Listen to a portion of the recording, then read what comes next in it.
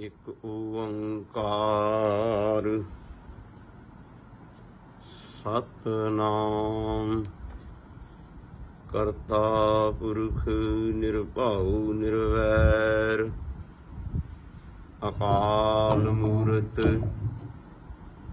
ਆਜੂਨੀ ਸੈਭੰ ਗੁਰ ਪ੍ਰਸਾਦ ਗਿਆਨ ਅੰਜਨ ਗੁਰ ਦੀਆ ਅਗਿਆਨ ਅੰਧੇਰ ਵਿਨਾਸ਼ ਹਰ ਕਿਰਪਾ ਤੇ ਸੰਤ ਭੇਟਿਆ ਨਾਨਕ ਮਨ ਪ੍ਰਗਾਸ ਜੇਤਾ ਜਿਉ ਪਿੰਡ ਸਭ ਤੇਰਾ ਤੂੰ ਅੰਤਰਜਾਮੀ ਪੁਰਖ ਭਗਵਾਨ ਦਾਸਨ ਦਾਸ ਕਹੈ ਜਨ ਨਾਨਕ ਜੇਹਾ ਤੂੰ ਕਰਾਂ ਹੈ ਤੇਹਾ ਹੂੰ ਕਰੀ ਬਖਿਆਨ ਦਾਸਨ ਦਾਸ ਕਹੈ ਜਨ ਨਾਨਕ ਜੇਹਾ ਤੂੰ ਕਰਾਂ ਹੈ ਤੇਹਾ ਹੂੰ ਕਰੀ ਬਖਿਆਨ ਸ਼ਤਰ ਚਵਰ ਤਖਤ ਦੇ ਮਾਲਕ ਦਸੋਂ ਪਾਤਸ਼ਾਹਾਂ ਕੇ ਸਰੂਪ ਹਾਜ਼ਰਾ ਹੋ ਜੁਗੋਂ ਜੁਗੇ ਅਟਲ ਆਦ ਸ੍ਰੀ ਗੁਰੂ ਗ੍ਰੰਥ ਸਾਹਿਬ ਮਹਾਰਾਜ। ਸ੍ਰੀ ਗੁਰੂ ਗ੍ਰੰਥ ਸਾਹਿਬ ਮਹਾਰਾਜ ਜੀ ਦੀ ਪਾਵਨ ਪਵਿੱਤਰ ਹਾਜ਼ਰੀ ਵਿਖੇ ਸੁਭਾਈਮਾਨ ਗੁਰੂ ਰੂਪ ਗੁਰੂ ਸਰੂਪ ਸਤ ਸੰਗੀ ਜਨੋ ਫਤਿਹ ਅਰਜ ਹੈ ਬੁਲਾਓ ਫਤਿਹ ਵਾਹਿਗੁਰੂ ਜੀ ਕਾ ਖਾਲਸਾ ਵਾਹਿਗੁਰੂ ਜੀ ਕੀ ਫਤਿਹ। ਮਾਨਯੋਗ ਸਤ ਸੰਗੀ ਜਨੋ ਆਪ ਜੀ ਨੇ ਜੋ ਕੱਲ ਦਾ ਦਿਨ ਬਤੀਤ ਹੋਇਆ ਹੈ, ਕੱਲ ਦੇ ਬਤੀਤ ਹੋਏ ਦਿਨ ਦੇ ਦੀਵਾਨ ਵਿੱਚ ਜੋ ਕਿ ਆਦਿ ਸ੍ਰੀ ਗੁਰੂ ਗ੍ਰੰਥ ਸਾਹਿਬ ਮਹਾਰਾਜ ਜੀ ਦਾ ਪਹਿਲਾ ਪ੍ਰਕਾਸ਼ ਉਤਸਵ ਪੁਰਬ ਦਿਹਾੜਾ ਸੀ। ਆਪ ਜੀ ਨੇ ਕੱਲ ਦੇ ਵਿਚਾਰਾਂ ਦੇ ਵਿੱਚ ਗੁਰੂ ਗ੍ਰੰਥ ਸਾਹਿਬ ਜੀ ਦੀ ਬਾਣੀ ਕਿਸ ਤਰ੍ਹਾਂ ਸੰਸਾਰ ਤੇ ਆਈ, ਇਸ ਦਾ ਪ੍ਰਗਟ ਹੋਣ ਦਾ ਕੀ ਕਾਰਨ ਬਣਿਆ ਤੇ ਇਸ ਗੁਰਬਾਣੀ ਨੂੰ ਗੁਰੂ ਅਰਜਨ ਦੇਵ ਸਾਹਿਬ ਜੀ ਨੇ 1604 ਦੇ ਅੰਦਰ ਸਨ 1604 ਦੇ ਅੰਦਰ ਸੰਗ੍ਰਹਿ ਕੀਤਾ ਬਾਣੀ ਗੁਰੂ ਗ੍ਰੰਥ ਸਾਹਿਬ ਜੀ ਦੇ ਸਰੂਪ ਅੰਦਰ। ਇਹ ਗੁਰਬਾਣੀ ਜੋ ਗੁਰੂ ਅਰਜਨ ਦੇਵ ਸਾਹਿਬ ਜੀ ਨੇ ਸੰਗ੍ਰਹਿ ਕੀਤੀ, ਗੁਰੂ ਨਾਨਕ ਸਾਹਿਬ ਜਿਸ ਵਕਤ ਇਸ ਸੰਸਾਰ ਤੇ ਆਏ ਤਾਂ ਗੁਰੂ ਨਾਨਕ ਸਾਹਿਬ ਨੇ ਇੱਕ ਵੱਖਰਾ ਨਿਰਮਲ ਪੰਥ ਆਰੰਭ ਕੀਤਾ, ਜਿਸ ਦੀ ਗੱਲ ਭਾਈ ਸਾਹਿਬ ਭਾਈ ਗੁਰਦਾਸ ਜੀ ਕਰਦੇ ਨੇ। ਉਹ ਕਹਿੰਦੇ ਨੇ ਮਾਰਿਆ ਸਿੱਕਾ ਜਗਤਰ ਵਿੱਚ ਨਾਨਕ ਨਿਰਮਲ ਪੰਥ ਚਲਾਇਆ। ਹੁਣ ਜਿਹੜਾ ਜਗਤ ਬਾਬੇ ਨੇ ਪੰਥ ਆਰੰਭ ਕੀਤਾ, ਉਸ ਪੰਥ ਦੇ ਉਸ ਕੌਮ ਦੇ ਵਾਸਤੇ ਕੋਈ ਵਿਧਾਨ ਵਿਧੀ ਵੀ ਚਾਹੀਦੀ ਸੀ। ਮੈਂ ਕੱਲ ਵੀ ਅਰਜ਼ ਕੀਤੀ ਸੀ, ਜਿਹੜੇ ਦੇਸ਼ ਦਾ ਕੋਈ ਵਿਧਾਨ ਨਹੀਂ, ਕੋਈ ਵਿਧੀ ਨਹੀਂ, ਉਹ ਦੇਸ਼ ਕਾਮਯਾਬ ਨਹੀਂ ਹੁੰਦੇ। ਜਿਹੜੇ ਧਰਮ, ਜਿਹੜੀਆਂ ਕੌਮਾਂ ਦੀ ਕੋਈ ਵਿਧਾਨ ਨਹੀਂ, ਵਿਧੀ ਨਹੀਂ, ਉਹ ਕੌਮਾਂ, ਉਹ ਧਰਮ ਸੰਸਾਰ ਤੋਂ ਖਤਮ ਹੋ ਜਾਂਦੇ ਨੇ। ਤੇ ਗੁਰੂ ਸਾਹਿਬ ਜੀ ਨੇ जो अपना निर्मल पंथ आरंभ किया, जिस निर्मल पंथ की रूप रेखा गुरु नानक साहब जी ने बनाई, ते गुरु नानक साहब जी ने उस निर्मल पंथ का विधान भी नाल ही आरंभ कर दिता। बचपन दे विच ही उस दा विधान, उस दी विधि, गुरबाणी, गुरु साहब जी बचपन दे विच जो जो उचारण कीती, गुरु साहब जी ने खुद अपने कोल लिख के रखी। वो गुरबाणी जिस नूं भाई साहब जी, भाई गुरदास जी कहते ने कि बाबे दे कोल एक बुक सी, आसा हथ किताब कश। आसा कहते ने सोटे नूं एक विशेष किस्म का शास्त्र, ते किताब गुरु बाबा जी जिहड़ी रखदे सन, उहदे विच जिहड़ी बाणी खुद उचारण करदे सन वो लिख लैंदे सन।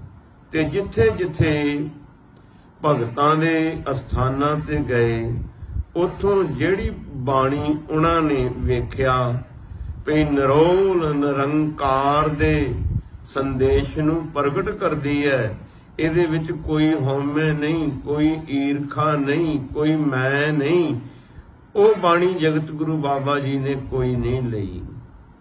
ਨਰੋਲ ਬਾਣੀ ਜਗਤ ਗੁਰੂ ਬਾਬਾ ਜੀ ਆਪਣੇ ਕੋਲ ਲਿਖ ਕੇ ਰੱਖਦੇ ਰਹੇ। ਉਸ ਵਿਧਾਨ ਦੇ ਅੰਦਰ ਭਗਤਾਂ ਦੀ ਬਾਣੀ ਤੇ ਪੰਜ ਗੁਰੂ ਸਾਹਿਬਾਨਾਂ ਦੀ ਬਾਣੀ, ਗੁਰੂ ਨਾਨਕ ਸਾਹਿਬ ਨੇ ਆਪਣੀ ਬਾਣੀ ਜਿੰਨੀ ਲਿਖੀ ਤੇ ਜਿਹੜੀ ਭਗਤਾਂ ਦੀ ਲਿਖੀ ਹੋਈ ਸੀ, ਲਿਆ ਕੇ ਲਿਖ ਕੇ ਲਿਆਂਦੀ ਹੋਈ ਸੀ, ਇਹ ਸਾਰੀ ਬਾਣੀ ਦੀ ਪੋਥੀ ਜਿਹੜੀ ਸੀ ਗੁਰੂ ਅੰਗਦ ਸਾਹਿਬ ਜੀ ਨੂੰ ਬਖਸ਼ ਦਿੱਤੀ। ਤੇ ਗੁਰੂ ਅੰਗਦ ਸਾਹਿਬ ਜੀ ਨੇ ਜਿਹੜੇ ਆਪਣੇ ਸਲੋਕ 60-62 ਦੇ ਕਰੀਬ ਉਚਾਰਨ ਕੀਤੇ, ਉਹਨਾਂ ਨੇ ਉਹ ਪੋਥੀ ਵਿੱਚ ਲਿਖ ਕੇ गुरु अमरदास जी नूं बख्शती। गुरु अमरदास जी ने गुरु रामदास जी नूं बख्शती। गुरु रामदास जी ने टर्न बाई टर्न अपनी अपनी बाणी उचारण करके लिख के वो पोथी अगे तो अगे पंजवें पातशाह तक गई। ते एक इतिहास दसदा भी कुछ पोथियां गुरु अमरदास जी दे सुपुत्र बाबा मोहन जी दे कोल गोइंदवाल पईयां सन। कुछ इतिहास कहता भी ਉਹਦੇ ਕੋਲ कोई विशेष पोथियां नहीं सी पईयां। जो गुरु नानक साहिब जी ने एक पोथी दे विच बाणी लिखी, अपनी उचारण कीती हुई ते भगतां दी, ਉਹ ਤਰਤੀਬਵਾਰ नहीं सी। जिवें जिवें मिलदी गई लिखदे गए, जिवें जिवें मिलदी गई लिखदे गए। पर बाबा मोहन जी ने जिस वेले गुरु अमरदास जी दे कोल, पिता जी दे कोल पोथी आई, ते उस पोथी दे विचों उन्हां ने उतारा कीता।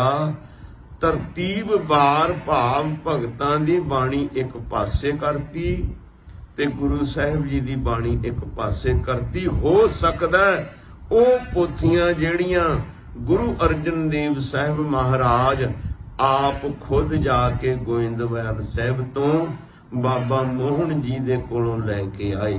इतिहासकार ते बहुत कुछ कहंदे ने भी जाके उन्हां दी सिफत विच शब्द उचारण कीता। ये गल मनण विच नहीं आउंदी। गुरु साहिब किसी बंदे दी सिफत च शब्द नहीं उचारण कीता, बाणी इस तरह हो नहीं सकती। गुरु साहिब जी ने ते शब्द उचारण किया। मोहन निरंकार नूं कहा गया है। खैर मैं इधर जाना नहीं चाहता, समा इजाजत नहीं दिंदा ते प्रकरण लंबा हो जाएगा। मैं अपने प्रकरण वाल आवां। वो गुरबाणी जिहड़ी गुरु साहिब धन गुरु अर्जन देव साहिब कोल जंगल तक पहुंच गई, ते फिर गुरु अर्जन देव साहिब जी ने जितनी गुरबाणी सी, जो बाबे ने एक विधान दे तरह उचारण कीती, सिख दा जीवन, सिख नूं मार्गदर्शन, सिख नूं मार्गदर्शन गुरबाणी इस जग मह चानण कर्म वसै मनिआए। ਸਿੱਖ ਦਾ ਗੁਰਬਾਣੀ ਮਾਰਗ ਦਰਸ਼ਨ ਹੈ, ਸਿੱਖ ਦਾ ਗੁਰਬਾਣੀ ਜੀਵਨ ਹੈ। ਜੋ ਦਸਵੇਂ ਪਾਤਸ਼ਾਹ ਨੇ ਉਹ ਪ੍ਰੈਕਟੀਕਲ ਹੈ, ਉਹ ਪ੍ਰੈਕਟੀਕਲ ਹੈ। ਗੁਰਬਾਣੀ ਜੀਵਨ ਦੀ ਸੇਧ ਹੈ, ਗੁਰਬਾਣੀ ਦੇ ਵਿੱਚੋਂ ਜੀਵਨ ਜਾਂਚ ਮਿਲਦੀ ਹੈ। ਇਸ ਕਰਕੇ ਸਿੱਖੀ ਦੀ ਜੀਵਨ ਜਾਂਚ, ਸਿੱਖੀ ਦਾ ਵਿਧਾਨ ਇਹ ਗੁਰਬਾਣੀ ਹੈ। ਜਗਤ ਗੁਰੂ ਬਾਬੇ ਨੇ ਬਾਣੀ ਤੋਂ ਭਾਵ ਸ਼ਬਦ। ਜੇ ਸਿੱਧਾ ਨੇ ਵੀ ਪੁੱਛਿਆ ਕਵਣ ਮੂਲ ਕਵਣ ਮਤ ਵੇਲਾ ਕਵਣ ਗੁਰੂ ਜਿਸ ਕਾ ਤੂੰ ਚੇਲਾ, ਤੇ ਜਗਤ ਗੁਰੂ ਬਾਬਾ ਜੀ ਨੇ ਕਿਹਾ ਪਵਨ ਆਰੰਭ ਸਤਿਗੁਰ ਮਤ ਵੇਲਾ ਸ਼ਬਦ ਗੁਰੂ ਸੁਰਤ ਤੁਨ ਚੇਲਾ। ਜਗਤ ਗੁਰੂ ਬਾਬਾ ਜੀ ਨੇ ਸ਼ਬਦ ਦੇ ਨਾਲ ਹੀ ਸਾਰਿਆਂ ਦੇ ਨਾਲ ਗਿਆਨ ਗੋਸ਼ਟ ਕੀਤੀ। ਭਾਈ ਸਾਹਿਬ ਭਾਈ ਗੁਰਦਾਸ ਜੀ ਕਹਿੰਦੇ ਨੇ ਸ਼ਬਦ ਜਿੱਤੀ ਸਿੱਧ ਮੰਡਲੀ ਕੀਤੋ ਸੂ ਆਪਣਾ ਪੰਥ ਨਿਰਾਲਾ। ਜਗਤ ਗੁਰੂ ਬਾਬੇ ਨੇ ਸ਼ਬਦ ਦੁਆਰਾ ਸਿੱਧ ਮੰਡਲੀ ਤੇ ਵੀ ਗੋਰਖਨਾਥ ਆਦਿਕ ਤੇ ਉਹਨਾਂ ਤੇ ਜਿੱਤ ਪ੍ਰਾਪਤ ਕੀਤੀ। ਆਪਣੇ ਨਿਰਮਲ ਪੰਥ ਨੂੰ ਨਰੋਲ ਸਾਰਿਆਂ ਤੋਂ ਜੁਦਾ ਕਰਕੇ ਵਿਖਾਤਾ ਵੀ ਸਾਡਾ ਜਿਹੜਾ ਪੰਥ ਹੋਵੇਗਾ ਉਹ ਕਿਸੇ ਦੇ ਨਾਲ ਰਲੇਗਾ ਨਹੀਂ, ਉਹ ਨਿਵੇਕਲਾ ਹੋਵੇਗਾ, ਉਹ ਸਾਰਿਆਂ ਤੋਂ ਅਲੱਗਾ ਹੋਵੇਗਾ। ਤੇ ਜਗਤ ਗੁਰੂ ਬਾਬਾ ਜੀ ਨੇ ਉਸ ਅਲੱਗਾ ਪੰਥ ਦੀ ਗੁਰਬਾਣੀ ਦੇ ਅੰਦਰ ਇੱਕ ਵਿਧਾਨ ਵਿਧੀ ਦੀ ਤਰ੍ਹਾਂ ਸਿੱਖ ਦਾ ਜੀਵਨ ਲਿਖ ਦਿੱਤਾ। ਤੇ ਉਹ ਹੁਣ ਬਾਣੀ ਦੀਆਂ ਪੋਥੀਆਂ, ਬਾਣੀ ਜਿਸ ਵੇਲੇ ਗੁਰੂ ਸਾਹਿਬ ਪੰਚਮ ਪਾਤਸ਼ਾਹ ਦੇ ਕੋਲ ਆਈ ਤੇ ਵੇਖਿਆ ਗੁਰੂ ਸਾਹਿਬ ਜੀ ਨੇ ਭਈ ਇਸ ਗੁਰਬਾਣੀ ਨੂੰ ਵਿਰੋਧੀ ਸੱਜਣ ਇਹਦੇ ਵਿੱਚ ਰਲਾ ਪਾ ਰਹੇ ਨੇ, ਮਿਲਾਵਟ ਕਰ ਰਹੇ ਨੇ। ਮਿਹਰਬਾਨ ਜੋ ਬਾਬਾ ਪ੍ਰਿਥੀ ਚੰਦ ਜੀ ਦੇ ਸੁਪੁੱਤਰ ਸੀ, ਉਹਨਾਂ ਨੇ ਵੀ ਇੱਕ ਗ੍ਰੰਥ ਲਿਖਿਆ ਸੀ। ਉਹਨਾਂ ਨੇ ਵੀ ਗੁਰੂ ਨਾਨਕ ਨਾਮ ਦੀ ਮੋਹਰ ਛਾਪ ਲਾਈ। ਉਹਦੇ ਵਿੱਚ ਬਹੁਤ ਕੁਝ ਲਿਖਿਆ ਗਿਆ, ਪੀਰਾਂ ਦੀ, ਫਕੀਰਾਂ ਦੀ, ਹੋਰ ਕਈ ਕਲਾਮਾਂ ਲਿਖੀਆਂ ਗਈਆਂ। ਪਰ ਗੁਰੂ ਨਾਨਕ ਸਾਹਿਬ ਜੀ ਨੇ ਤਾਂ ਬਾਣੀ ਉਹੀ ਗੁਰੂ ਅਰਜਨ ਦੇਵ ਸਾਹਿਬ ਜੀ ਨੇ ਗੁਰੂ ਗ੍ਰੰਥ ਸਾਹਿਬ ਵਿੱਚ ਅੰਕਿਤ ਕੀਤੀ ਜਿਹੜੀ ਕਰਨ ਦੇ ਯੋਗ ਸੀ। ਖੈਰ ਜਿਸ ਵੇਲੇ ਰਲਾ ਪੈਣ ਲੱਗਾ ਤੇ ਗੁਰੂ ਸਾਹਿਬ ਜੀ ਨੇ ਵੇਖਿਆ ਤੇ ਭਾਈ ਗੁਰਦਾਸ ਜੀ ਨੇ, ਬਾਬਾ ਬੁੱਢਾ ਜੀ ਨੇ, ਇਹਨਾਂ ਨੇ ਵੇਖਿਆ ਭਈ ਲੋਕ ਜਿਹੜੇ ਨੇ ਗੁਰੂ ਗ੍ਰੰਥ ਸਾਹਿਬ ਜੀ ਦੀ ਬਾਣੀ ਤੋਂ ਇਲਾਵਾ ਜੋ ਮਿਹਰਬਾਨ ਨੇ ਗ੍ਰੰਥ ਲਿਖਿਆ ਉਹਦੇ ਵੀ ਸ਼ਬਦ ਪੜ੍ਹਨ ਲੱਗ ਗਏ ਨੇ। ਤੇ ਆਉਣ ਵਾਲੇ ਸਮੇਂ ਦੇ ਵਿੱਚ ਰਲ ਗੱਡ ਨਾ ਹੋ ਜਾਏ। ਤੇ ਨਾਲ ਇਹ ਗੁਰੂ ਸਾਹਿਬ ਜੀ ਨੇ ਵੇਖਿਆ ਵੀ ਜਿਹੜਾ ਬਾਬੇ ਨਾਨਕ ਦਾ ਨਿਰਮਲ ਪੰਥ ਹੈ ਹੁਣ ਇਹ ਆਪਣੀ ਜ਼ਿੰਮੇਵਾਰੀ ਨੂੰ ਸੰਭਾਲਣ ਦੇ ਯੋਗ ਹੋ ਗਿਆ। ਜਿਹੜਾ ਜ਼ਿੰਮੇਵਾਰੀ ਸੰਭਾਲਣ ਦੇ ਯੋਗ ਜਿਹੜੀ ਕੌਮ ਹੋ ਜਾਏ ਫਿਰ ਉਸ ਦਾ ਲਿਖਤੀ ਰੂਪ ਦੇ ਵਿੱਚ ਵਿਧਾਨ ਲਿਖਿਆ ਜਾਂਦਾ। ਤੇ ਜਿਹੜੀ ਕੌਮ ਆਪਣਾ ਜ਼ਿੰਮੇਵਾਰੀ ਸੰਭਾਲਣ ਦੇ ਯੋਗ ਨਾ ਹੋਵੇ, ਜਿਹੜੇ ਮੁਲਕ ਦੇ ਲੋਕ ਜ਼ਿੰਮੇਵਾਰੀ ਸੰਭਾਲਣ ਦੇ ਯੋਗ ਨਾ ਹੋਣ, ਉੱਥੇ ਫਿਰ ਪਿਤਾ ਪੁਰਖੀ ਰਾਜ ਹੋ ਜਾਂਦਾ, ਡਿਕਟੇਟਰਸ਼ਿਪ ਹੋ ਜਾਂਦੀ ਹੈ। ਤੇ ਗੁਰੂ ਸਾਹਿਬ ਜੀ ਨੇ ਵੇਖਿਆ ਵੀ ਹੁਣ ਗੁਰੂ ਨਾਨਕ ਸਾਹਿਬ ਜੀ ਦਾ ਜਿਹੜਾ ਨਿਰਮਲ ਪੰਥ ਗੁਰੂ ਨਾਨਕ ਨੇ ਆਰੰਭ ਕੀਤਾ ਸੀ ਉਹ ਹੁਣ ਆਪਣੀ ਜ਼ਿੰਮੇਵਾਰੀ ਨੂੰ ਸੰਭਾਲਣ ਦੇ ਯੋਗ ਹੋ ਗਿਆ ਹੈ। ਤੇ ਇਤਿਹਾਸ ਵਿੱਚ ਆਉਂਦਾ ਏਕ ਦਿਵਸ ਪ੍ਰਭ ਪ੍ਰਾਤः ਕਾਲ, ਏਕ ਦਿਵਸ ਪ੍ਰਭ ਪ੍ਰਾਤः ਕਾਲਾ, ਦਿਆਲ ਭਰੇ ਪ੍ਰਭ ਦੀਨ ਦਿਆਲਾ। ਜਹ ਮਨ ਉਪਜੀ ਪ੍ਰਗਟਿਓ ਜਗ ਪੰਥ, ਤਹ ਕਾਰਨ ਕੀਜੈ ਅਵ ਗ੍ਰੰਥ। ਧੰਨ ਗੁਰੂ ਅਰਜਨ ਦੇਵ ਸਾਹਿਬ ਮਹਾਰਾਜ ਜੀ ਦੇ ਅੰਮ੍ਰਿਤ ਵੇਲੇ ਇੱਕ ਮਨ ਦੇ ਅੰਦਰ ਖਿਆਲ ਆ ਗਿਆ ਭਈ ਹੁਣ ਗੁਰੂ ਨਾਨਕ ਦਾ ਪੰਥ ਜਿਹੜਾ ਹੈ, ਇਸ ਪੰਥ ਦਾ ਜੋ ਕਿ ਵਿਧਾਨ ਵਿਧੀ ਬਣਾਇਆ ਜਾਣਾ ਚਾਹੀਦਾ। ਕੇਂਦਰੀ ਸਥਾਨ ਗੁਰੂ ਸਾਹਿਬ ਜੀ ਨੇ ਤਿਆਰ ਕਰਵਾ ਦਿੱਤਾ ਸੀ, ਜੋ ਕਿ ਹਰਮੰਦਰ ਸਾਹਿਬ ਦਰਬਾਰ ਸਾਹਿਬ ਜਿਸ ਨੂੰ ਅਸਲ ਰੂਪ ਦੇ ਵਿੱਚ, ਅਸਲ ਸ਼ਬਦਾਂ ਦੇ ਵਿੱਚ ਦਰਬਾਰ ਸਾਹਿਬ ਹੈ।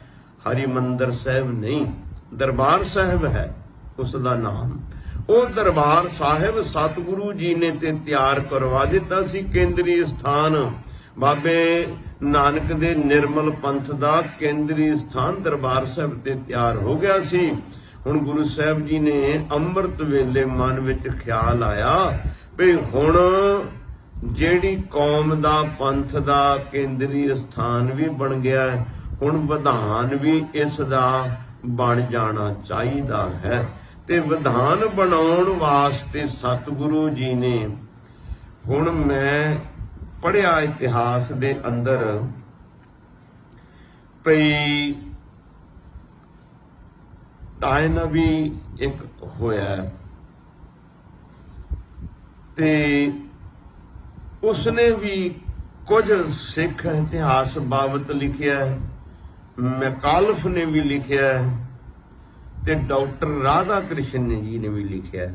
ਡਾਕਟਰ ਰਾਧਾ ਕ੍ਰਿਸ਼ਨ ਜੀ ਕੀ ਲਿਖਦੇ ਨੇ, ਉਹ ਕਹਿੰਦੇ ਨੇ ਵੀ ਗੁਰੂ ਸਾਹਿਬ ਜੀ ਨੇ ਸੋਚਿਆ ਵੀ, ਆਪਣੇ ਮੈਕਾਲਫ ਲਿਖਦਾ ਵੀ ਗੁਰੂ ਸਾਹਿਬ ਜੀ ਨੇ ਸੋਚਿਆ ਵੀ ਹੁਣ ਸਿੱਖ ਪੰਥ ਨੂੰ ਇਸ ਦੀ ਧਾਰਮਿਕ ਇੱਕ ਕਾਨੂੰਨ ਦੀ ਕਿਤਾਬ, ਇੱਕ ਗ੍ਰੰਥ ਬਣਾਇਆ ਜਾਣਾ ਚਾਹੀਦਾ ਜਿਸ ਦੇ ਮੁਤਾਬਕ ਸਿੱਖ ਦਾ ਜੀਵਨ ਹੋਵੇ। ਇਹ ਮੈਕਾਲਫ ਲਿਖਦਾ, ਇਹ ਮੈਕਾਲਫ ਲਿਖਦਾ ਵੀ ਗੁਰੂ ਸਾਹਿਬ ਜੀ ਨੇ ਸੋਚਿਆ ਵੀ ਬਾਬੇ ਨਾਨਕ ਦਾ ਜਿਹੜਾ ਨਿਰਮਲ ਪੰਥ ਹੈ, ਹੁਣ ਉਸ ਪੰਥ ਨੂੰ ਲੋੜ ਹੈ ਉਸ ਦੇ ਵਿਧਾਨ ਦੀ ਇੱਕ ਪਵਿੱਤਰ ਕਿਤਾਬ ਕਾਨੂੰਨ ਦੀ ਬਣਾਈ ਜਾਵੇ, ਤਿਆਰ ਕੀਤੀ ਜਾਵੇ।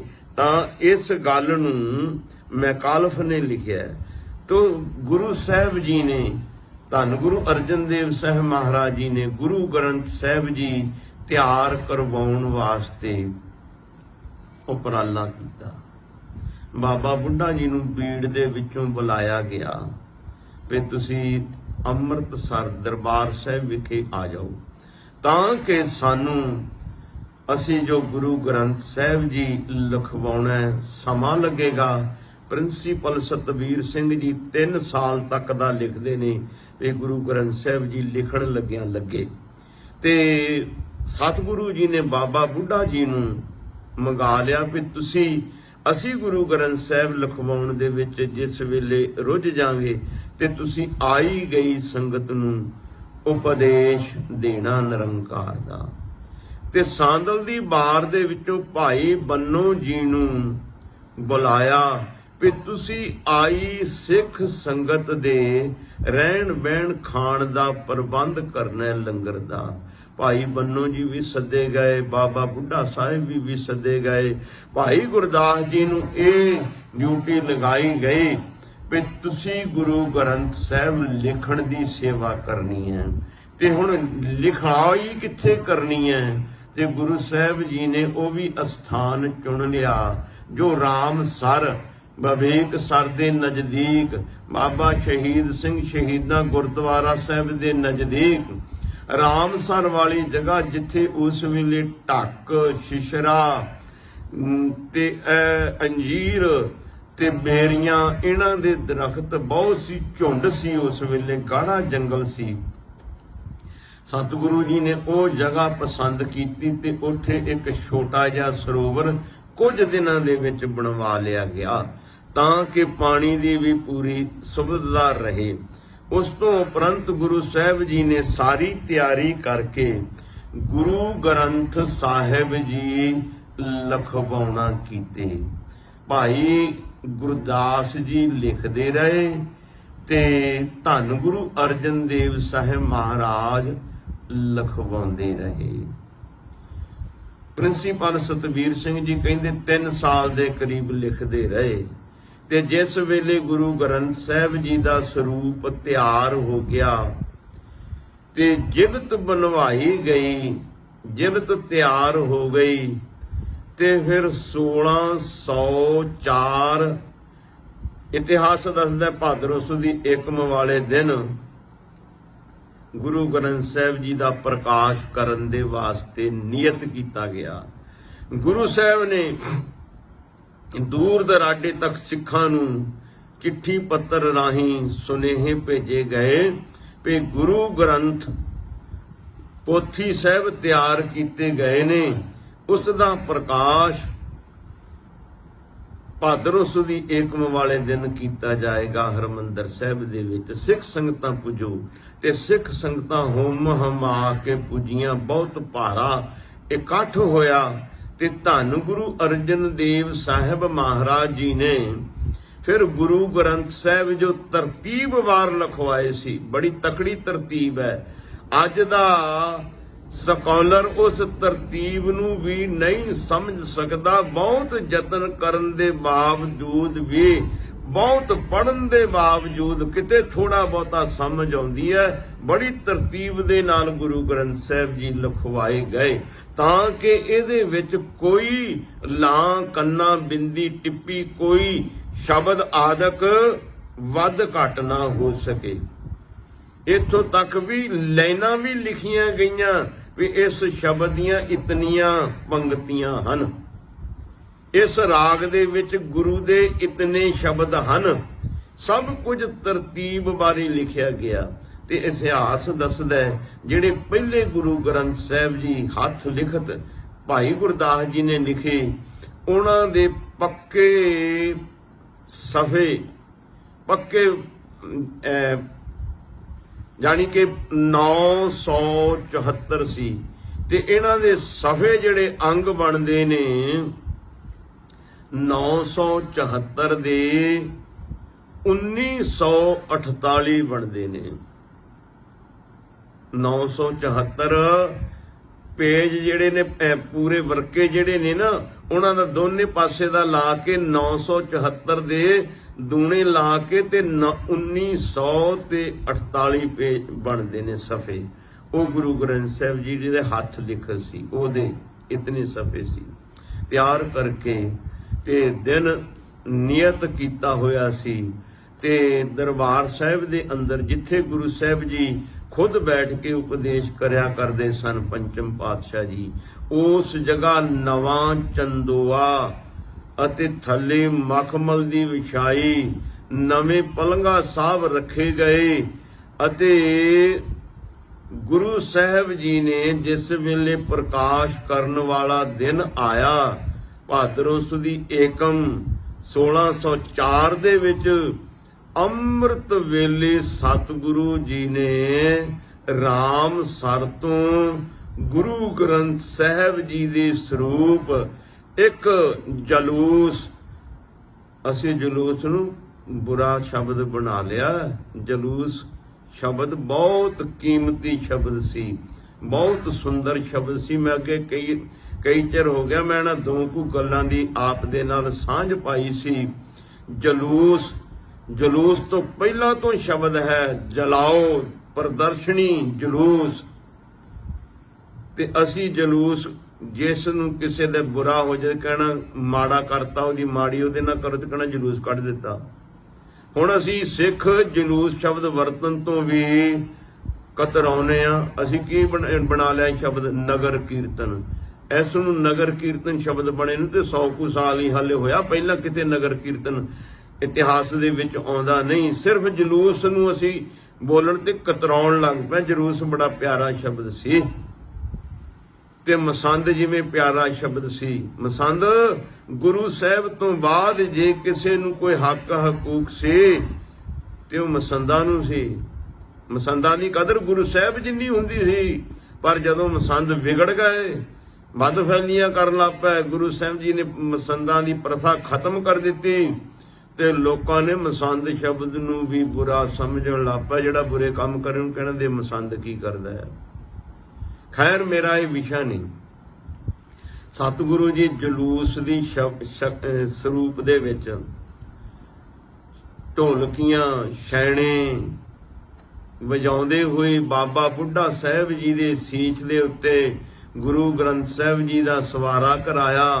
धन गुरु अर्जन देव साहब महाराज आप नंगे चरनी चौर करदे गए, रामसर तो लैके शब्द पढ़दे हुए दरबार साहब तक अमृत वेले पहुंचे। ਰਾਗੀ ਸਿੱਖਾਂ ਨੇ ਆਸਾ ਜੀ ਕੀ ਵਾਰ ਦੇ ਸ਼ਬਦ ਕੀਰਤਨ ਕੀਤੇ। ਨਵੇਂ ਪਲੰਘੇ ਦੇ ਉੱਤੇ ਗੁਰੂ ਗ੍ਰੰਥ ਸਾਹਿਬ ਜੀ ਨੂੰ ਸੁਭਾਏਮਾਨ ਕੀਤਾ। ਜਿਸ ਵੇਲੇ ਆਸਾ ਜੀ ਕੀ ਵਾਰ ਜੀ ਦੇ ਭੋਗ ਪਏ ਤਾਂ ਫਿਰ ਗੁਰੂ ਸਾਹਿਬ ਜੀ ਨੇ ਕਿਹਾ, ਬੁੱਢਾ ਸਾਹਿਬ ਖੋਲੋ ਗ੍ਰੰਥ, ਲਿਹੋ ਆਵਾਜ਼, ਸੁਣੇ ਸਭ ਪੰਥ, ਆਦਰ ਸਾਹਿਤ। ਬੁੱਢੇ ਗ੍ਰੰਥ ਜਬ ਖੋਲਾ, ਲੇਹ ਆਵਾਜ਼, ਆਦਰ। ਗੁਰੂ ਸਾਹਿਬ ਜੀ ਕਹਿਣ ਲੱਗੇ, ਬੁੱਢਾ ਸਾਹਿਬ ਖੋਲੋ ਗ੍ਰੰਥ, ਲਿਹੋ ਆਵਾਜ਼, ਸੁਣੇ ਸਭ ਪੰਥ। ਆਦਰ ਸਹਿਤ ਗ੍ਰੰਥ ਜਬ ਖੋਲਾ, ਲੈ ਆਵਾਜ਼, ਬੁੱਢਾ ਤਬ ਬੋਲਾ। ਆਦਰ ਦੇ ਨਾਲ ਗੁਰੂ ਗ੍ਰੰਥ ਸਾਹਿਬ ਜੀ ਦਾ ਪ੍ਰਕਾਸ਼ ਕੀਤਾ ਤੇ ਬਾਬਾ ਬੁੱਢਾ ਸਾਹਿਬ ਜੀ ਨੇ ਜਿਸ ਵੇਲੇ ਹੁਕਮਨਾਮਾ ਲਿਆ ਤੇ ਹੁਕਮਨਾਮਾ ਆਇਆ ਸੂਹੀ ਮਹੱਲਾ ਪੰਜਵਾਂ, ਸੰਤਾਂ ਕੇ ਕਾਰਜ ਆਪ ਖਲੋਇਆ, ਹਰ ਕੰਮ ਕਰਾਵਣ ਆਇਆ ਰਾਮ। ਇਹ ਹੁਕਮਨਾਮਾ ਆਇਆ। ਸਾਰਾ ਦਿਨ ਸ਼ਬਦ ਕੀਰਤਨ ਹੁੰਦਾ ਰਿਹਾ, ਸਾਰੀ ਦਿਨ ਸ਼ਬਦ ਕੀਰਤਨ ਹੁੰਦਾ ਰਿਹਾ। ਤੇ ਜਿਸ ਵੇਲੇ ਸ਼ਾਮ ਪਈ, ਅੱਜ ਦੇ ਦਿਨ ਹੀ ਬਾਬਾ ਬੁੱਢਾ ਸਾਹਿਬ ਨੂੰ ਸਤਿਗੁਰੂ ਜੀ ਨੇ ਸਾਰਿਆਂ ਤੋਂ ਸਿਆਣਾ ਅਤੇ ਪਰਮ ਸਿੱਖ ਜਾਣ ਕੇ ਗ੍ਰੰਥੀ ਦੀ ਡਿਊਟੀ ਬਾਬਾ ਬੁੱਢਾ ਸਾਹਿਬ ਜੀ ਨੂੰ ਸੌਂਪਣਾ ਕੀਤੀ। ਗੁਰੂ ਸਾਹਿਬ ਜੀ ਨੇ ਪੂਰੀ ਰਾਤ ਵਿਚਾਰ ਕੀਤੀ ਵੀ ਗੁਰੂ ਗ੍ਰੰਥ ਸਾਹਿਬ ਦਾ ਪ੍ਰਕਾਸ਼ ਕਰਨਾ ਹੈ ਤੇ ਗੁਰੂ ਗ੍ਰੰਥ ਸਾਹਿਬ ਜੀ ਦੀ ਸੇਵਾ ਸੰਭਾਲ। ਗ੍ਰੰਥੀ ਕੌਣ ਹੋਵੇ? ਗ੍ਰੰਥੀ ਉਹ ਹੋਵੇ ਜਿਹੜਾ ਗੁਰੂ ਨਾਨਕ ਦੀ ਫਿਲਾਸਫੀ ਨੂੰ ਪੂਰੀ ਤਰ੍ਹਾਂ ਜਾਣਦਾ ਹੋਵੇ। ਬਾਬਾ ਬੁੱਢਾ ਸਾਹਿਬ ਜੀ ਗੁਰੂ ਨਾਨਕ ਸਾਹਿਬ ਤੋਂ ਲੈ ਕੇ ਚੱਲਦੇ ਆ ਰਹੇ ਸਨ। ਬਾਬਾ ਬੁੱਢਾ ਜੀ ਨੇ ਗੁਰੂ ਨਾਨਕ ਸਾਹਿਬ ਜੀ ਦੇ ਨਾਲ ਵੀ ਦਿਨ ਬਤੀਤ ਕੀਤੇ। ਗੁਰੂ ਅੰਗਦ ਸਾਹਿਬ, ਗੁਰੂ ਅਮਰਦਾਸ, ਗੁਰੂ ਰਾਮਦਾਸ, ਗੁਰੂ ਅਰਜਨ ਦੇਵ ਸਾਹਿਬ ਤੋਂ ਲੈ ਕੇ 6ਵੇਂ ਪਾਤਸ਼ਾਹ ਤੱਕ ਬਾਬਾ ਬੁੱਢਾ ਜੀ ਰਹੇ ਤੇ ਉਹਨਾਂ ਨੇ ਬਾਬਾ ਬੁੱਢਾ ਜੀ ਨੂੰ ਯੋਗ ਜਾਣ ਕੇ ਗ੍ਰੰਥੀ ਥਾਪਿਆ ਤੇ ਨਾਲ ਸਾਰੀ ਰਾਤ ਵਿਚਾਰ ਕੀਤੀ ਵੀ ਗ੍ਰੰਥੀ ਬਾਬਾ ਬੁੱਢਾ ਜੀ ਨੂੰ ਥਾਪਿਆ ਜਾਏ ਤੇ ਸ਼ਾਮ ਰਾਤ ਵੇਲੇ ਗੁਰੂ ਗ੍ਰੰਥ ਸਾਹਿਬ ਜੀ ਦੀ ਸੰਭਾਲ ਸੇਵਾ ਵਿਸਰਾਮ। ਜਿਸ ਕੋਠਾ ਸਾਹਿਬ ਨੂੰ, ਜਿਸ ਨੂੰ ਬ੍ਰਹਮ ਕੁਟੀਆ ਵੀ ਕਹਿੰਦੇ ਸਨ, ਨਿਰਮਲੇ ਜਿਹੜੇ ਸਨ ਵੀ ਬ੍ਰਹਮ ਕੁਟੀਆ, ਕੁਟੀਆ ਦਾ ਮਤਲਬ ਹੁੰਦਾ ਹੈ ਸਥਾਨ ਸਮਾਨ, ਅਸਥਾਨ, ਆਰਾਮ ਅਸਥਾਨ, ਜਿੱਥੇ ਆਰਾਮ ਕਰਨਾ ਹੁੰਦਾ ਹੈ, ਜਿੱਥੇ ਰਹਿਣਾ ਹੁੰਦਾ ਹੈ। ਬ੍ਰਹਮ ਕੁਟੀਆ ਤਾਂ ਕਹਿੰਦੇ ਸੀ ਵੀ ਇੱਥੇ ਬ੍ਰਹਮ ਦਾ ਨਿਵਾਸ, ਗੁਰੂ ਗ੍ਰੰਥ ਸਾਹਿਬ ਦਾ ਨਿਵਾਸ ਹੁੰਦਾ ਤੇ ਕੋਠਾ ਸਾਹਿਬ ਵੀ ਉਹਨੂੰ ਕਿਹਾ ਕਰਦੇ ਸੀ। ਉੱਥੇ ਗੁਰੂ ਅਰਜਨ ਦੇਵ ਸਾਹਿਬ ਮਹਾਰਾਜ ਰਿਹਾ ਕਰਦੇ ਸੀ, ਬਰਾਜਿਆ ਕਰਦੇ ਸੀ। ਪਰਿਵਾਰ ਤੇ ਗੁਰੂ ਕੇ ਮਹਿਲਾਂ 'ਚ ਹੀ ਰਹਿੰਦਾ ਸੀ ਤੇ ਗੁਰੂ ਸਾਹਿਬ ਜੀ ਨੇ ਉਸ ਦਿਨ ਨਵਾਂ ਪਲੰਗ, ਨਵੀਂ ਵਿਛਾਈ, ਸਭ ਕੁਝ ਕੋਠਾ ਸਾਹਿਬ ਬ੍ਰਹਮ ਕੁਟੀਆ ਜਿਹਨੂੰ ਕਹਿੰਦੇ ਨੇ ਉੱਥੇ ਤਿਆਰ ਕਰਵਾਇਆ। ਰਾਤ ਦੇ ਟਾਈਮ ਸਤਿਗੁਰੂ ਸੱਚੇ ਪਾਤਸ਼ਾਹ ਦੇਖੋ ਗੁਰੂ ਗ੍ਰੰਥ ਸਾਹਿਬ ਜੀ ਦੀ ਸਾਜਨਾ ਕੀਤੀ, ਗੁਰੂ ਗ੍ਰੰਥ ਸਾਹਿਬ ਤਿਆਰ ਕਰਵਾਏ ਤੇ ਸਤਿਕਾਰ ਕਿੰਨਾ। ਜਿਸ ਵੇਲੇ ਰਾਮਸਰ ਤੋਂ ਲੈ ਕੇ ਆਏ, ਬਾਬਾ ਬੁੱਢਾ ਸਾਹਿਬ ਨੇ ਸੀਸ ਤੇ ਚੁੱਕਿਆ, ਗੁਰੂ ਸਾਹਿਬ ਜੀ ਨੰਗੇ ਚਰਨੀ ਚੌਰ ਕਰਦੇ ਆ ਰਹੇ ਨੇ। ਬਾਬਾ ਬੁੱਢਾ ਜੀ ਤਾਬਿਆ ਬੈਠੇ ਨੇ, ਗੁਰੂ ਸਾਹਿਬ ਜੀ ਸੰਗਤ ਵਿੱਚ ਬੈਠੇ ਨੇ। ਸਿੱਖ ਸੰਗਤਾਂ ਨੇ ਵੀ ਕਿਹਾ, ਸਤਿਗੁਰੂ ਤੁਸੀਂ ਗੱਦੀ ਨਹੀਂਨ ਹੋ, ਤੇ ਸਤਿਗੁਰੂ ਜੀ ਨੇ ਕਿਹਾ ਵੀ ਗੁਰੂ ਗ੍ਰੰਥ ਸਾਡੇ ਤੋਂ ਵੀ ਉੱਚੇ ਨੇ।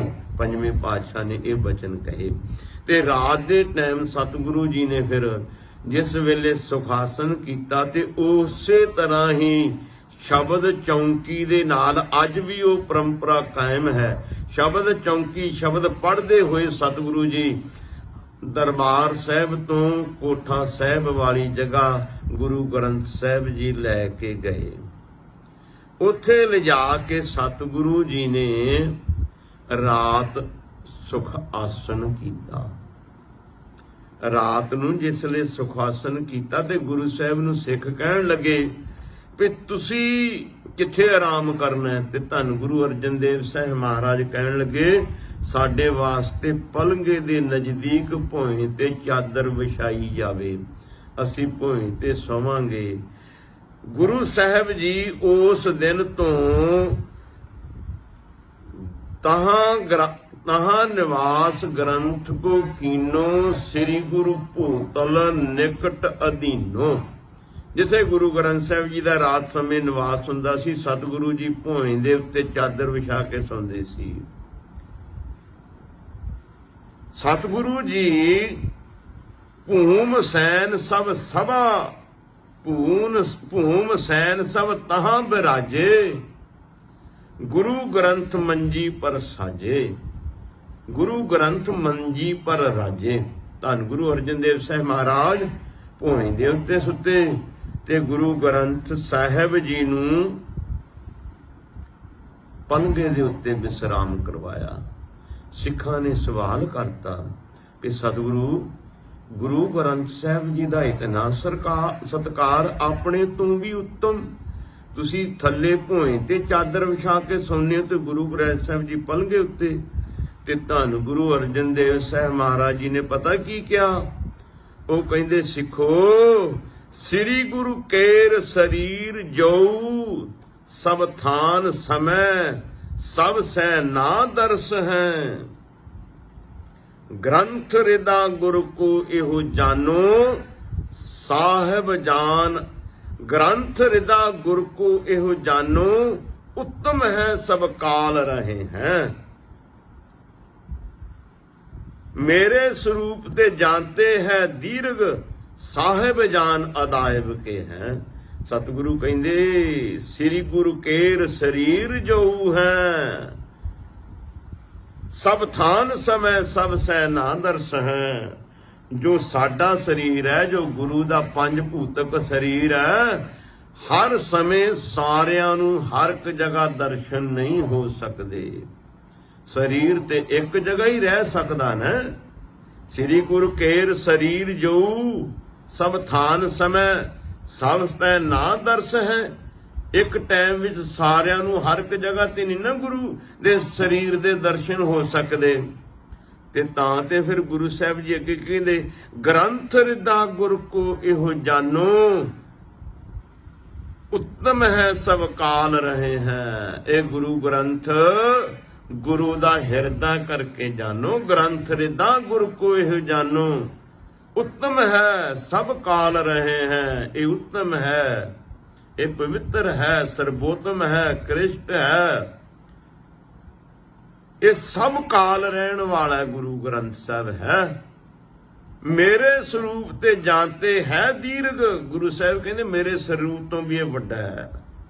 साहिब जान अदाब के हैं, इसनू साहिब मालक जान के अदब करना है।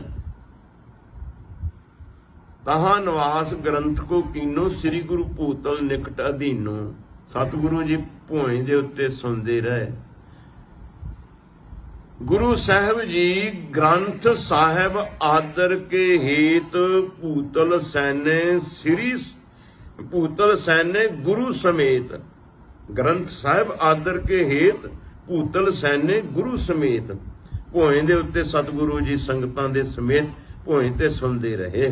गुरु ग्रंथ साहब जी दा सत्कार अदब करन वास्ते, गुरु ग्रंथ साहब जी दा सत्कार, बाणी दा सत्कार सारे ही गुरु साहब जी करते सन। गुरु अर्जन देव साहब जी ने अपने स्वरूप तो, अपने शरीर तो उत्तम कहा है। यह भी कहा कि साडा स्वरूप हर समय नहीं जा हर जगह नहीं दे सकता। गुरु ग्रंथ साहब जी की बाणी हर समय हर जगह, हुण देखो अमेरिका की सारे मुल्कों दे विच गुरु ग्रंथ साहब जी का स्वरूप है, गुरु का स्वरूप है। जे शरीर हुंदा ते शरीर सारे मुल्कों च थोड़ो हो जाना सी, वो तो एक थां ही हो सकता है ना। सो गुरु साहब जी ने गुरु ग्रंथ साहब जी का बड़ा सत्कार किया। मैं एक सतवें पातशाह जी की आप दे नाल धर्म अपना धार्मिक हिस्टरी की गल करके उस तो बाद मैं जल्दी समाप्ति करनी है। धन गुरु हरराय साहब जी सतवें पातशाह कीरतपुर साहब के अंदर दोपहर का टाइम है, विराजमान ने। गर्मी का मौसम है, सिख पखा झलण की सेवा कर रहा है ते कुछ सिख ढोलकियां छाणियां दे नाल शब्द पढ़ते दर्शन नूं आ रहे ने। जिस वेले सतगुरु जी की आवाज़ कन्नां विच पई ना शब्द दी, ते बड़ी तेजी दे नाल, जल्दी दे नाल, शीघ्रता दे नाल गुरु हरराय साहब जी पलंगे तो उठे ते गोडे उत्ते चोट लग गई। पुन बाणी सुन सतगुर जागे, करी शीघ्रता सेजा त्यागे, हर बराए जब निंद्रा त्यागे, पाटी चोट गोड पर लागी। सतगुरु जी नूं सिख कहन लगा, महाराज तुसी बड़ी शीघ्रता दे नाल, तेजी दे नाल उठे हो, पलंगे तो गोडे ते चोट लग गई, की कारण? गुरु हरराय साहब जी कहन लगे, देखो सिख ਵੱਡੇ सतगुरां दी गुरबाणी पढ़ते आ रहे ने, ते असीं सोचिया सिख गुरबाणी पढ़ते आ रहे ते पलंगे ते लेटने आ, गुरबाणी दा सत्कार करन वास्ते तेजी नाल उठे आ। गुरु हरराय साहब जी कहन लगे, जिन भै बाणी अदब ना धारा, सो सिख जानो नाहे हमारा। सिखो जिन्हां ने गुरबाणी दा अदब नहीं ना अपने अंदर, जिन्हां दे मन विच गुरबाणी दा सत्कार नहीं, वो साडा सिख नहीं। सतगुरु जी उस नूं सिख मनण तो मुनकर हो गए जिन्हां दे मन दे अंदर गुरबाणी दा सत्कार नहीं। गुरु साहब जी इतना सत्कार करदे सन बाणी दा। ते एक टाइम भी अंग्रेज होया लिखदा भी जदों किते धार्मिक ग्रंथां दा मुतालिया होया, धार्मिक ग्रंथां दा किते उचारण होया, ते गुरु ग्रंथ साहिब जी दी जेड़ी बाणी है ना, ये बाणी सारियां नूं रोशनी देवेगी, सारे इस बाणी तो प्रभावित होणगे गुरु ग्रंथ तो। ते डॉक्टर राधा कृष्ण जी लिखते ने, उन्होंने भी पुस्तक लिखी है खालसे दे जीवन प्रति। वो कहते ने जदों गुरु ग्रंथ साहिब जी दी बाणी गूंजी, गुरबाणी दियां गूंजां पईयां, ते उस वेले गुरबाणी दियां गूंजां नूं कोई समुंदर, कोई पहाड़ां दियां हद्दां रोक नहीं पाउणगियां। गुरबाणी दे अगे समुंदरां ते पहाड़ां दियां हद्दां भी छोटियां पै जाणगियां, उहनां नूं पार कर जाएगी।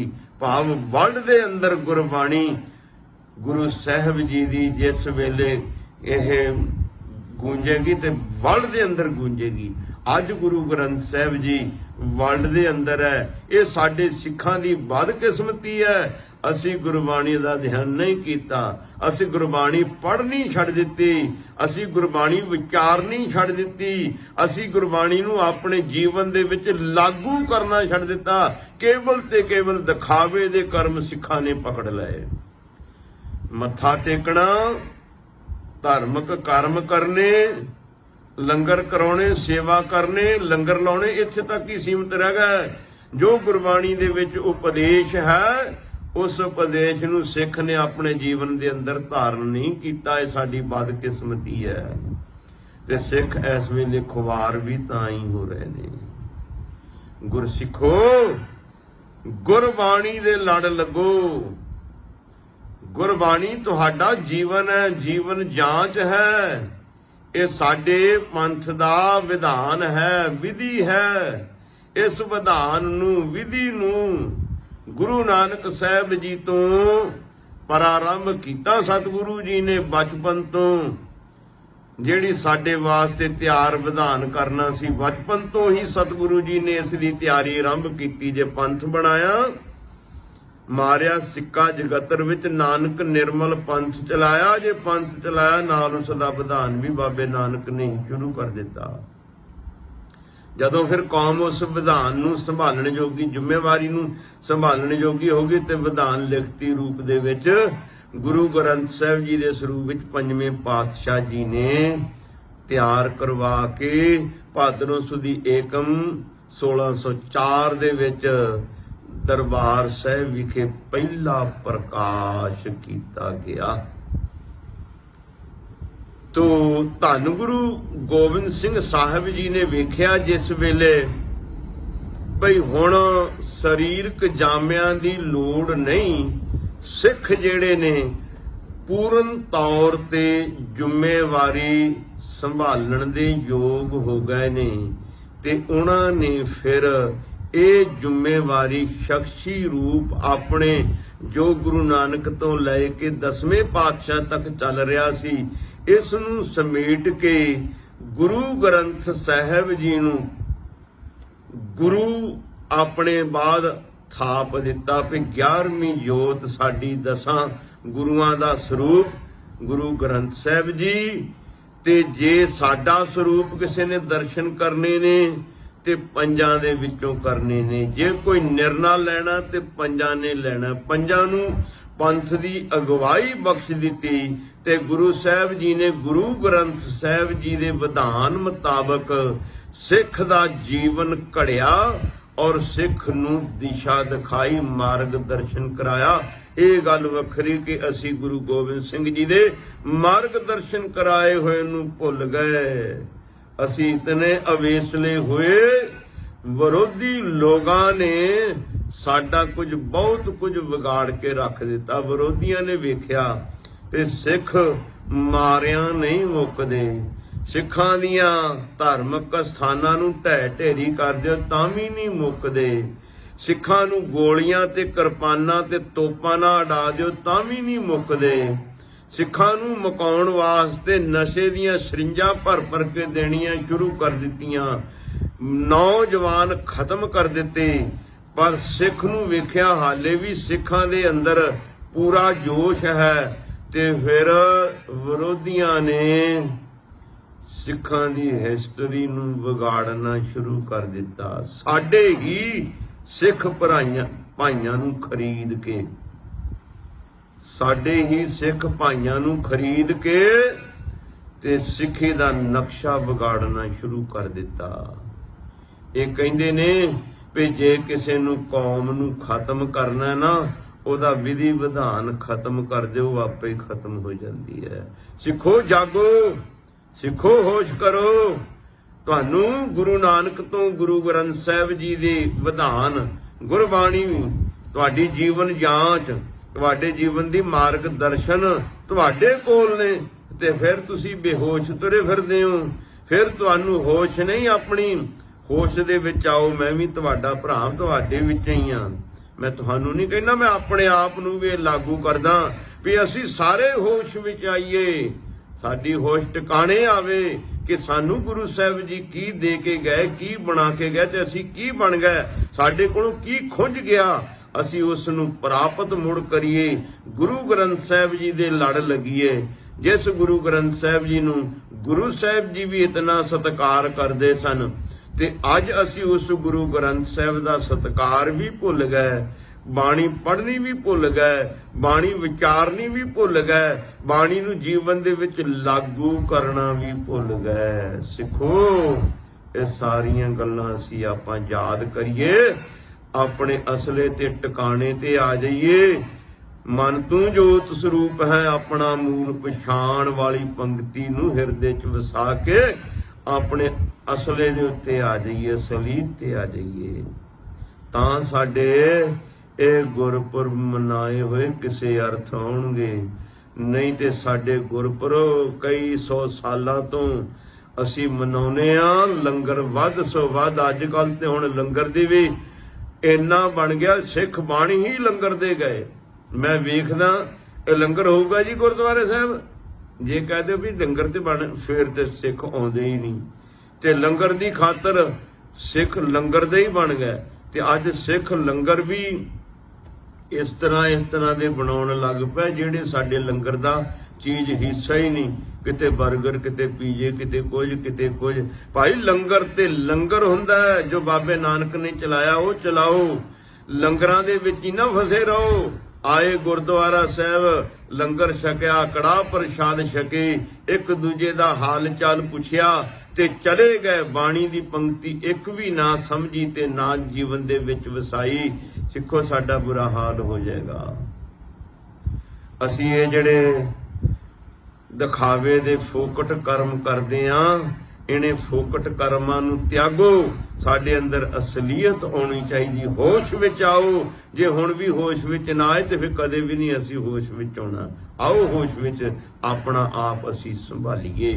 ਸੋ ਗੁਰਮੁਖ ਪਿਆਰਿਓ, ਧੰਨ ਗੁਰੂ ਗ੍ਰੰਥ ਸਾਹਿਬ ਜੀ ਦਾ ਪਹਿਲਾ ਪ੍ਰਕਾਸ਼ ਮਨਾਇਆ ਤਾਂ ਹੀ ਸਫਲ ਹੈ ਜੇ ਗੁਰੂ ਗ੍ਰੰਥ ਸਾਹਿਬ ਜੀ ਦੇ ਉਪਦੇਸ਼ ਨੂੰ ਜੀਵਨ ਵਿੱਚ ਲਾਗੂ ਕਰ ਲਿਆ, ਤਾਂ ਹੀ ਸਾਡਾ ਸਫਲ ਹੈ।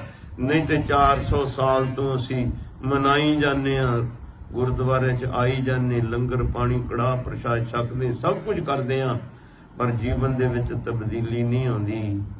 ਸੇ ਤੁਹਾਡਾ ਮਨਾਇਆ ਸਫਲ ਤਾਂ ਹੀ ਹੈ ਗੁਰੂ ਕੀ ਬਾਣੀ ਨੂੰ ਜੀਵਨ ਵਿੱਚ ਵਸਾਈਏ, ਜੀਵਨ ਗੁਰੂ ਕੀ ਬਾਣੀ ਮੁਤਾਬਕ ਬਣਾਈਏ, ਤਾਂ ਕਿ ਸਾਡੇ ਗੁਰਪੁਰਬ ਮਨਾਉਣੇ ਸਫਲ ਹੋ ਜਾਣ।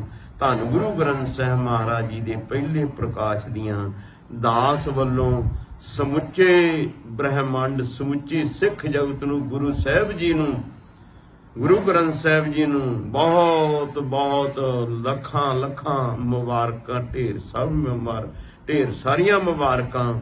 ਤੇ ਹੋਈਆਂ ਭੁੱਲਾਂ ਗਲਤੀਆਂ ਦੀ ਮੈਂ ਆਪ ਦੇ ਕੋਲੋਂ ਦੋਨੋਂ ਹੱਥ ਜੋੜ ਕੇ ਮੁਆਫੀ ਚਾਹੁੰਦਾ। ਬੁਲਾਓ ਫਤਿਹ। ਵਾਹਿਗੁਰੂ ਜੀ ਕਾ ਖਾਲਸਾ, ਵਾਹਿਗੁਰੂ ਜੀ ਕੀ ਫਤਿਹ।